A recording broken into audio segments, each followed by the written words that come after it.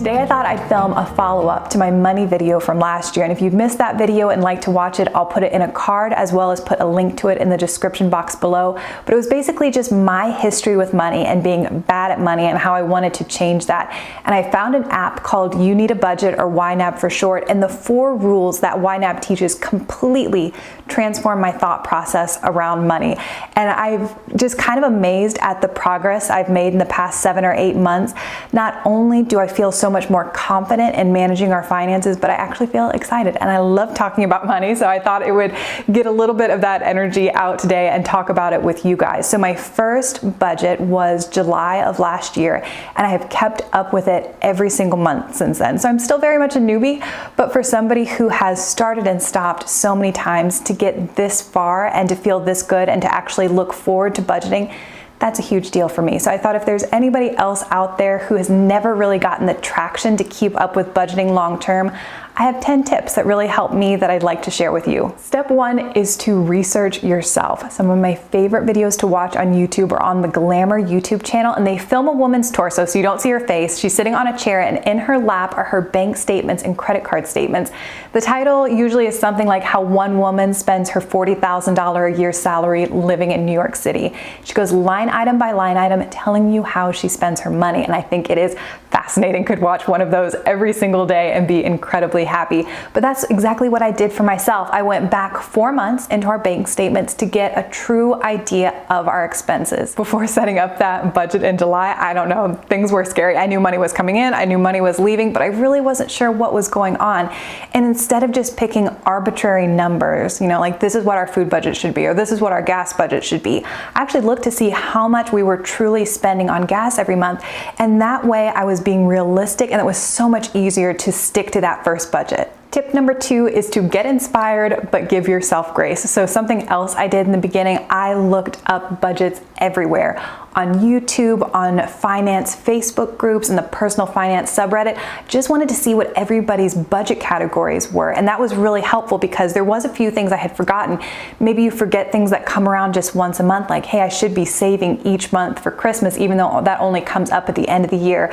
Things like personal property tax. So I got a lot of inspiration from other people's budgets, but you just have to remember that you have to be, again, realistic with your own numbers, because I promise you, you will find a family where they have like 7 kids, and they'll talk about how easy it is for them to stick to a $125 grocery budget, and you'll think, if they can do it, surely I can do it. And that's just a recipe for disaster. So again, being realistic, giving yourself grace, but go out. And I think that is so interesting. And you'd be surprised at how many people are very open, especially on YouTube, with all their budget categories and what they have coming in. So I found that incredibly helpful. I think budgeting was such a negative previously because it would be, I would do something wrong, I would overspend, and then we would need to sit down and do a budget. So it almost felt like the budget was a punishment. This time in July, I said, you know what? I'm just gonna create the budget and I'm gonna track. I'm just gonna start getting in the habit of inputting every transaction anytime I spend money, anytime we make money, and that's all I'm gonna do. I'm not gonna make these huge lifestyle changes the first month and just give myself a little room to start. This is a whole new thing I hadn't done before, and I think that was a huge key to our success. And there's a quote, and I'm not sure I'm going to get it exactly right, but the basic premise is what is measured can be managed. And I think just the simple act of tracking and knowing that if I was in Target, whatever I spent, as soon as I got in the car, I was going to have to input that data in my budgeting app. Just being aware of it, I think, caused me to be so much more mindful of purchases. And even though I wasn't making those huge lifestyle cuts, it was still giving me so much progress. And then that progress kind of snowballs and you get a little bit more excited. And then it makes it so much easier when you say, hey, we really need to cut down our eating out budget or something like that. Another area in which I feel like I learned from past mistakes, we used to set the budget at the beginning of the month with all these aspirational goals, but then get busy with life and not remember to look at it until the end of the month. And then by that time, it was too late to make any course corrections. So this is actually advice I give to people who say to me, hey, I bought this beautiful $50 planner and I never use it.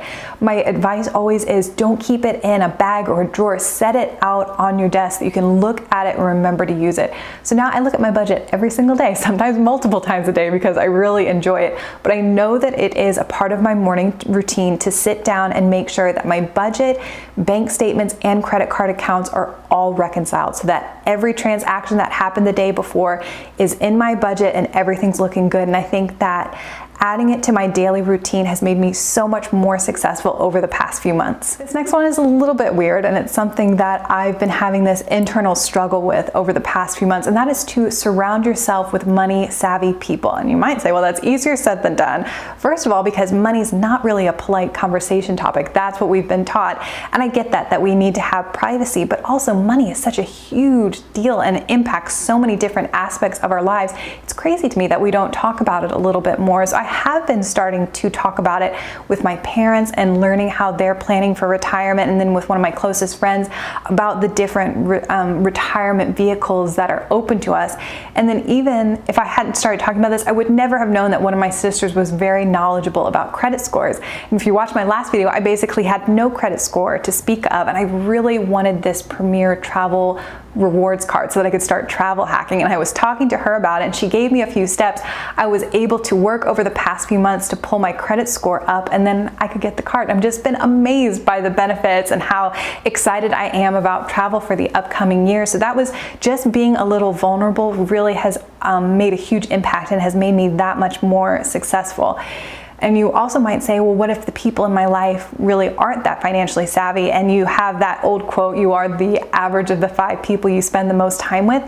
In this day and age, I feel like we get to pick a lot of those people by the media we consume. For myself, I listen to podcasts 30 minutes going to work, 30 minutes coming home from work every single day. When Jared's traveling, I'll listen while I do dishes, I'll listen while I cook, I'll listen while I do laundry. So those voices are in my head all the time. And there's all those funny memes about being best friends with different podcast hosts, but you do get those voices in your head. So then that way, if I'm making a small financial decision, do I really need something, buying at Bed Bath & Beyond or not, or making huge financial decisions like how am I going to invest my money, those voices I think can be good influences if you pick wisely. And that's something I've had to look at myself.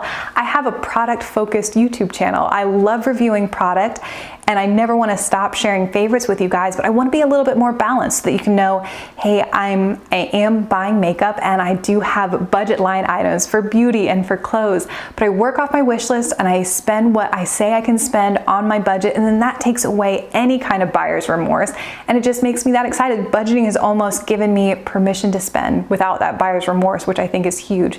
But then I also want to temper my, this is great, you should get this, you should get that, and I never want to be a salesperson on my channel. I just want to share what's working with me.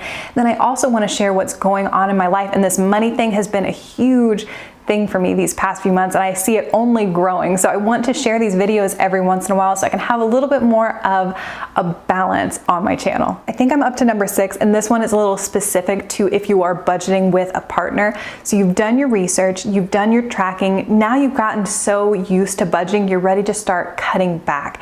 And my advice is to cut back on your own categories first. I think it is human nature to look at it and be like, cannot believe that boy is spending that much on X, Y, or Z, totally skipping over some of your blind spots where, hey, maybe I'm spending way too much on clothes and I really don't need that much. It's just human nature. And I think the same advice you would give decluttering. When I did my decluttering challenge in January, I purposed in my heart I was not going to touch a single thing of Jeremy's, and I just did my own.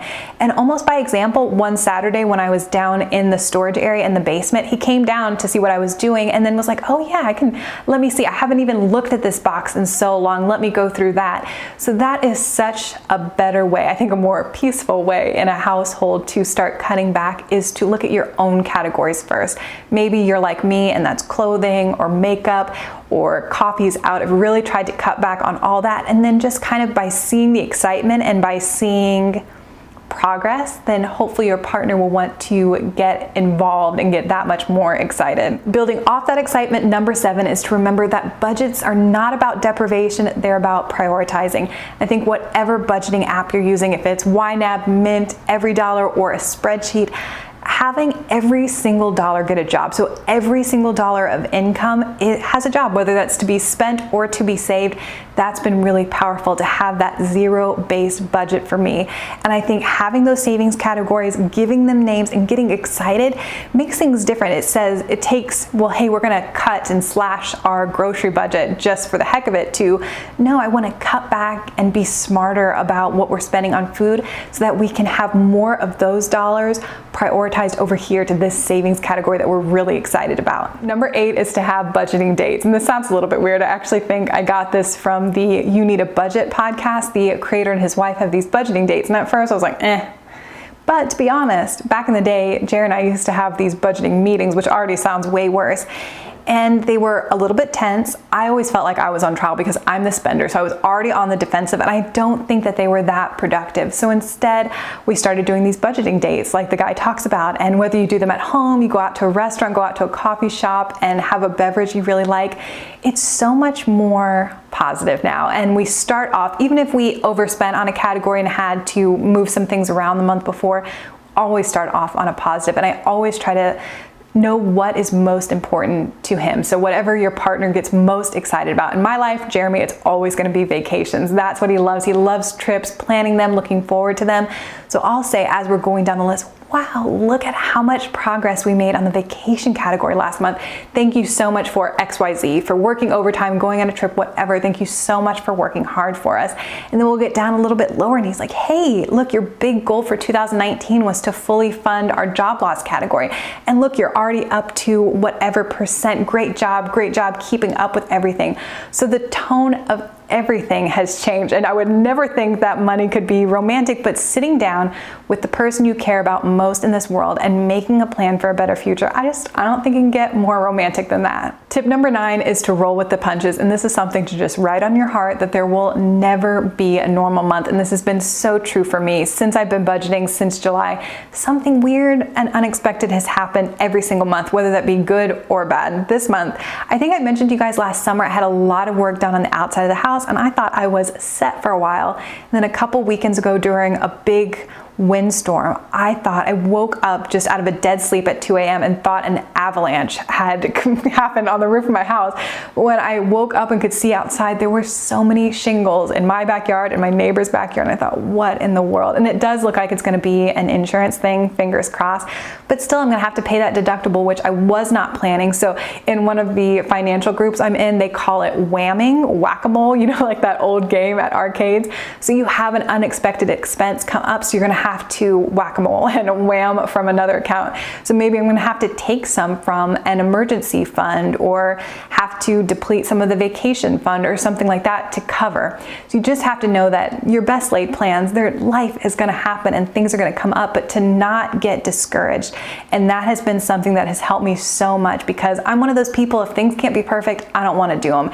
And that just can't not be the case with budgets, because even if it's not something huge like a roof, it's going to be, well, maybe you overspent in the grocery category. Something like this happens to me at least all the time. So being able to move from one category to the other without beating yourself up and just giving yourself a little bit of grace, I think will help you so much in the long run. And finally, number 10 is to practice gratitude. And if that sounds a little bit hokey to you, that's fine, because I am a little bit hokey, but I truly believe that gratitude can completely change your outlook on the world. And sometimes I get so frustrated with myself, like, well, what if I had known all this 10 years ago? And what if I had been financially responsible for the past 10 years? How different would our financial future be looking right now? But at the end of the day, I have to be so grateful. I have to be so grateful that I had a random thought that I wish I had a pretty budgeting app that would make me want to use it. And then later that evening, I happened across a sponsored post on A Cup of Joe talking about YNAB, which I thought was such a weird name, but I decided to download it and give it a go, and it has changed everything. And I've taken a deep dive into the personal finance community, and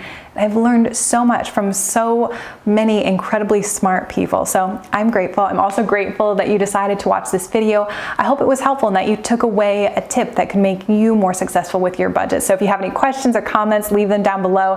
And if you yourself have any recommendations or tips that might help somebody else just starting out, please leave those too, because I think those would be incredibly helpful. But thank you for spending time with me today. I really appreciate it, and I'll talk to you again very soon.